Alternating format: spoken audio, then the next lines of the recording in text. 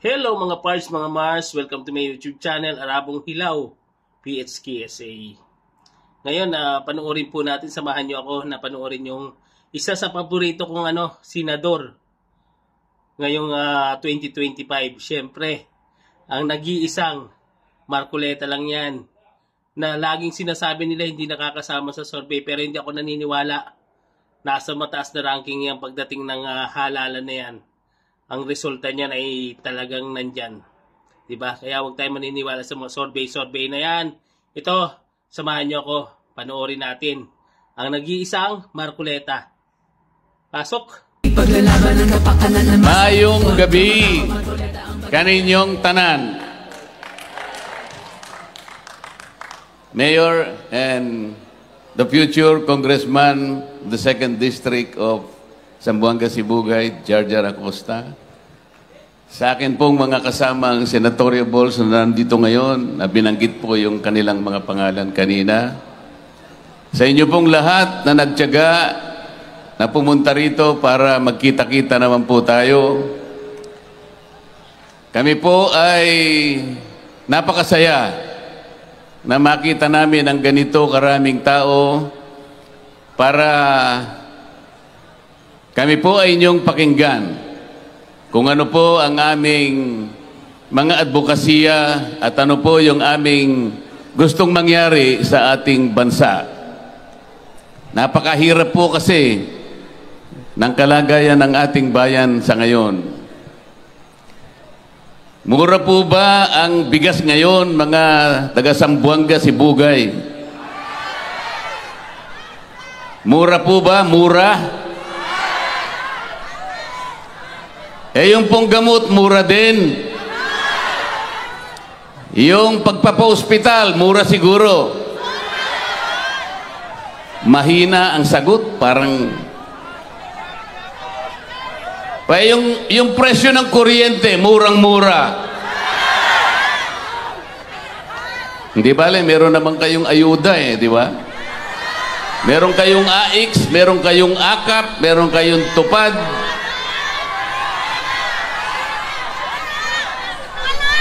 Wala. Kawawa naman kayo. Kasi po, yung mga sa ayuda na yan, 5 klase po yan. Yung original, yun po yung 4-piece. Pagkatapos yung MAIP, ito po yung mga guarantee letters, pampagamot sa mga mahirap. Pagkatapos na-imbento nila yung tupad, na-imbento yung AIX, at yung bagong imbento yung AKAP. Kapag sinuma mo po yung total ng 5 ayuda na binibigay sa ating mga kababayan, ang halaga po niyan ay 194 billion pesos. Ang dapat po na napagsisilbihan na bilang ng mga Pilipinong mahihirap hindi bababa sa 27 million Pilipinos. Ang problema, hindi naman po lahat nabibigyan. Siguro po, sa tansya namin, wala pang 10% nung 27 million Pilipinos ang nabibigyan. Ibig sabihin, may korupsyon. Sa iba pong mga lugar sa ating bansa, 500 pesos lang ang binibigay. Sa ganitong kalagayan ng ayuda, hindi po siya mabisang paraan para tulungan ang mahihirap. Ibibigay sa inyo isang araw lang kayo na maligaya, masaya. Paano yung mga ibang araw? Anong mangyayari sa buhay natin? Wala po. Hindi po yan tool para i-alleviate ang kahirapan sa ating bansa. Kapag ginawa natin yung 2,000 pesos worth of electricity consumed in 1 month, pababa, ang maseserbisyuhan natin no less than 27 million Filipinos. Parehas, pare-pareho ang biyaya. Walang korupsyon sapagkat diretso sa inyo. Diretso. Walang makakapagpasikat kasi wala nang magbibigay sa inyo. Kasi ngayon, nagbibigay. Akala mo naman ang galing sa bulsa nila yung perang binibigay sa inyo. Hindi naman sa kanila yun pera ninyo yun Sa ngayon, bago mag-election, marami ang magbibigay sa inyo. Total, nandyan na yan. Kunin ninyo. Kunin ninyo. At kayong magpapasalamat sa kanila dahil pera po ninyo yan. Pagkabigay sa inyo, tingnan nyo sila sa mga mata nila. Bakit ito lang po? Nasaan po yung interest? Ang tagal na po ninyong... Ang tagal na po, ngayon nyo lang binibigay. Dapat ganun po ang inyong gawin. Mamayan ay nakaka-experience ng gutom. 27%. Napakataas po niyan. Sa bilang po natin na 119 million Filipinos today, ang 1% lang na nakakaramdam ng gutom, mahirap na po yun. Mataas na yun. Pero 27%. Bakit po ganito ang nangyayari? Sapagkat ang corruption sa ating bansa masyadong mataas na. Meron pong lalapit sa inyo ng mga ibang senatoriables. Hindi namin sila kasama. Ang mga kasama ko po ay itong nandito sa likod ko. Pero merong isang team na lalapit sa inyo. Anong pangalan po nung team? Ano po? Anong pangalan nung team nila? Bahala na po kayo kung anong pangalan nila. Ang importante po, sila, hindi nila ipaliliwanag sa inyo ito kung bakit ganito ang nararamdaman natin. Bakit ganito kahirap ang ating bansa. Wala isa man sa kanila ang magpapaliwanag sa inyo kung bakit nagkaganito ang buhay natin. At yung team na yon, gusto nila matanggal ang Vice President. Gusto nyo ba matanggal ang Vice President? Pero tatanggalin nila kapag sila po ay mas maraming nakuhang boto kesa sa amin. Tandaan po ninyo, isasabihin namin sa gabing ito, talagang tatanggalin nila ang Vice President. Isa lang paraan para mapigilan natin ang kanilang binabalak. Huwag ninyo silang iboto. Yung team na yun,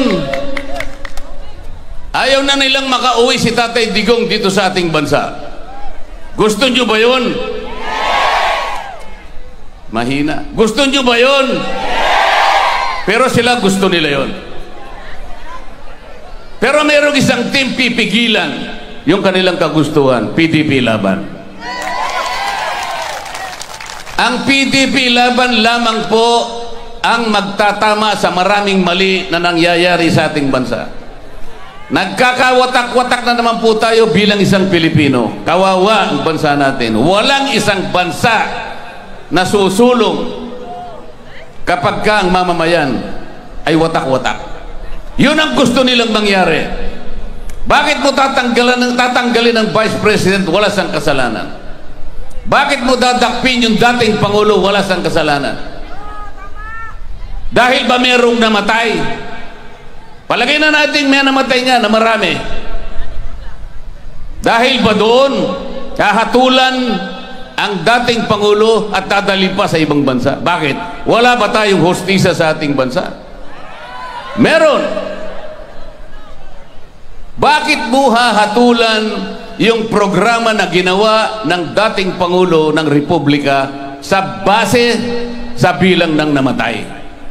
Bakit hindi mo hatulan ng isang programa na ginawa base sa maraming buhay na kanyang naisalba? Sa maraming pamilya na kanyang nadepensahan? Maraming namatay, okay lang yun. Bakit? Sapagkat yung mga napatay ay hindi naman gagawa ng mabuti. Sila'y nagbebenta ng droga. Sila ang gumagawa ng droga. Silang nagkakalat ng droga. Ang sabi ng Pangulong Digong, hindi ko papayagan ito sapagkat masisira ang pagkatao ng isang mamamayan. Masisira ang pamilya. Masisira ang lipunan.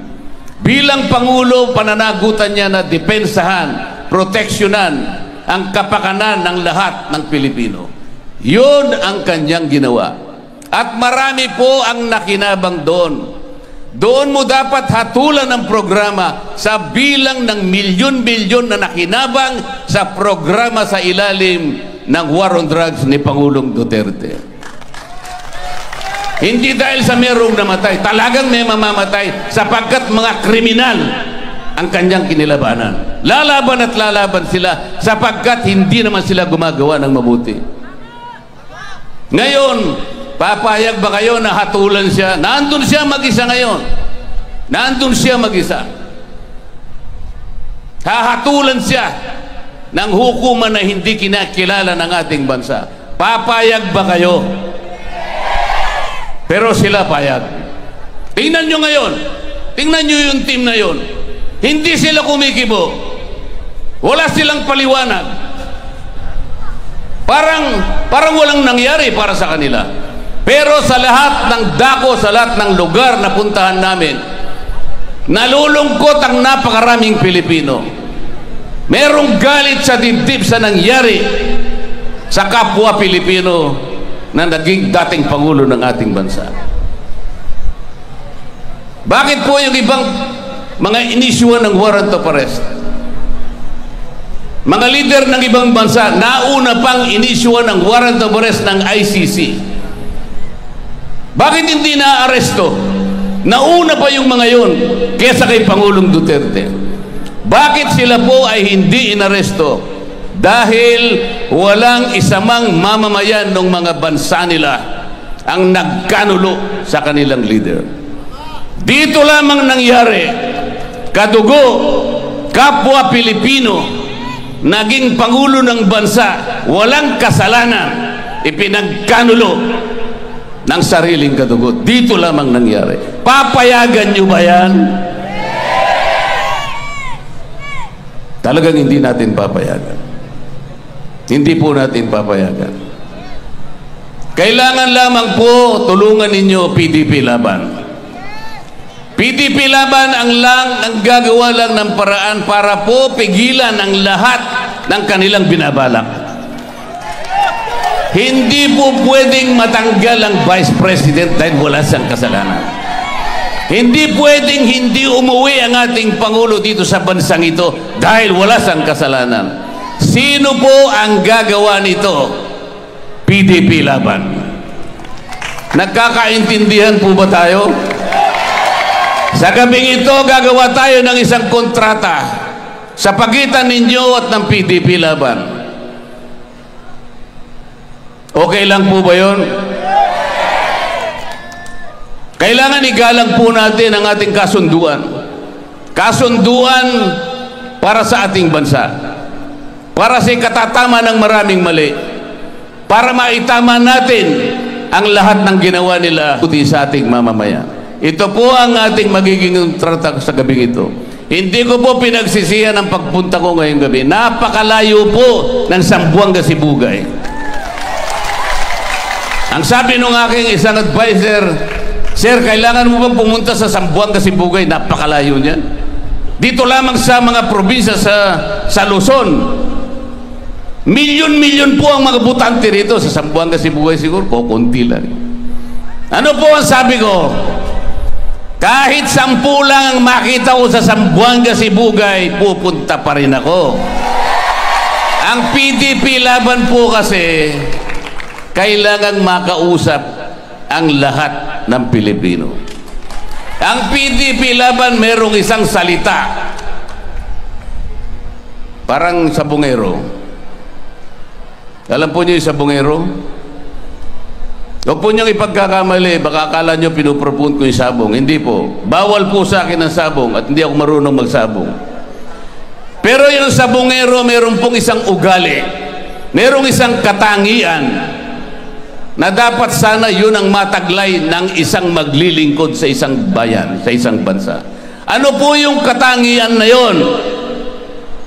Ang sabongero, kahit walang kontrata, kahit walang salitaan, senyasan lang, tutuparin niya. Alam niyo po yung mga senyas, hindi ba? O, senyas lang. Kaya ganyan lang. Senyas lang, nagkakaintindihan na. Senyas lang. Senyas lang. Pero dito sa ating bansa, o may nagsabi, gagawin kong 20 piso ang 1 kilo ng bigas. Nangyari.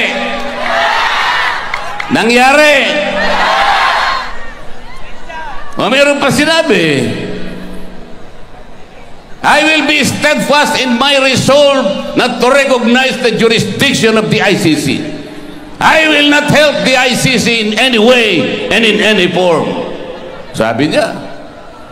O ba't pinahuli ang ating Pangulo? Bakit? Yun po yung sinasabi ko sa inyo. Kailangan po piliin po ninyo yung team. Wala na po kayong choice. PDP laban lang ang gagawa nung ating pinag-usapan ngayong gabi. Pwede po ba igalang natin ang kasunduan natin, PDP laban? Pwede po ba ilakas natin para marinig hanggang sa Tacloban? Para po pag bumalik kaming lahat, kami pong lahat na nandito ngayon, babalik po kami rito na masaya ang puso. Babalik kami bilang ganap na senador ng ating bansa. Babalik po kami para paulit-ulit naming sasabihin sa mga taga Zamboanga Sibugay, gikan sa akong kasing-kasing, gihigugma ko kamong tanan. Salamat po.